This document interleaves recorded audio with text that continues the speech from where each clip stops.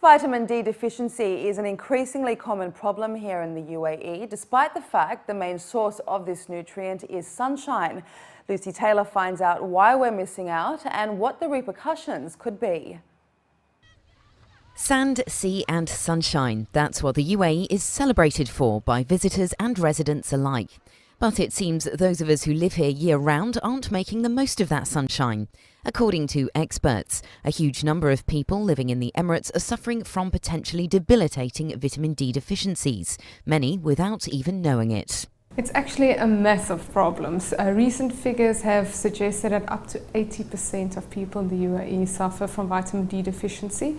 And from a personal experience, I rarely do a vitamin D test and get a normal result back.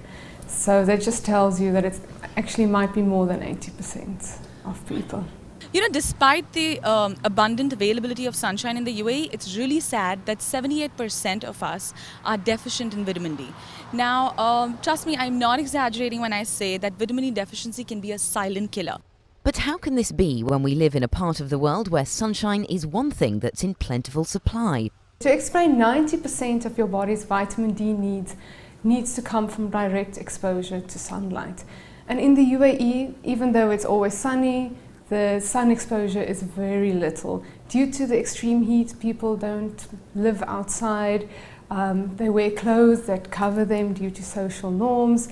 And also long hours in the office, people do night shifts, and that prevents that sun exposure that we so desperately need.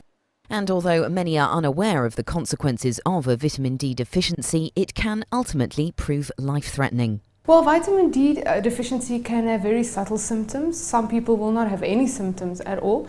They might present to me with fatigue, muscle pains, bone pains, and we will find out per chance that they have a vitamin D deficiency. But also vitamin D deficiency is linked to many more serious diseases, and it's very important in bone metabolism, so they can present with osteoporosis. And recent studies have even linked vitamin D deficiency to cancer, cardiovascular diseases, diabetes, and severe asthma in children as well. Now, there are actually 2 or 3 things you can do which will improve or enhance absorption of vitamin D. First thing is, please add the fat back into your diet. Good fatty acids are good for you. So things like butter, ghee, that's clarified butter, coconut oil, avocados, all superb for you. Now, what these things do is that, vitamin D is a fat-soluble vitamin, which means it needs fat to actually get absorbed. So if you improve the amount of fat you consume, and if it's good fatty acid, you're going to benefit in a whole lot of ways.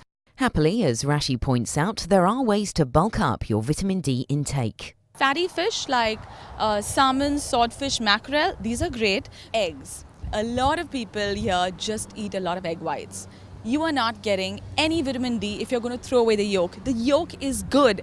Cholesterol is literally the most misunderstood nutrient. You need cholesterol in your body. It's absolutely vital. Please eat the yolks.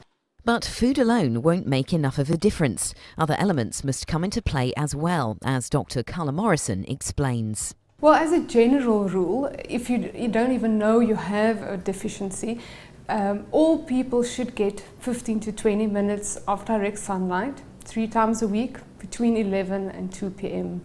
in the day, uncovered without sunblock. Now, like I said, that's a general rule. Some people will get burned in that time. So obviously use caution and good common sense. The message is clear. Do not underestimate the importance of vitamins to healthy development for both children and adults. And as residents in a land of sunshine, make sure you get out and enjoy it once in a while. This is Lucy Taylor for UAE Weekly.